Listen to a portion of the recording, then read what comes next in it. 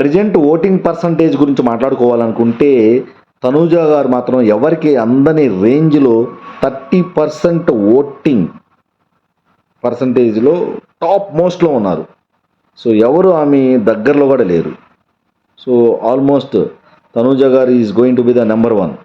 తర్వాత సునీల్ శెట్టి గారు ఉన్నారని తెలుస్తుంది. తర్వాత డీమన్ పవన్, తర్వాత భరణి గారు.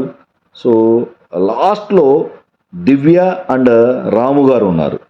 సో మోస్ట్లీ దివ్య గారు అందరికన్నా లీస్ట్లో ఉన్నారు.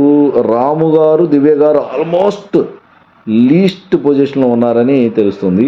సో నా ఉద్దేశం వీలైనంత వరకు ఈ దివ్య గారికి, భరణి గారికి కొంచెం బాండింగ్స్. సో అండ్ ఈ మధ్య మాధురి గారితో దివ్య గారు బాగా ఫైట్ చేస్తున్నారు కాబట్టి కంటెంట్ బాగా ఇస్తున్నారు. బిగ్ బాస్ గారికి ఓవరాల్గా end of the day content కావాలి.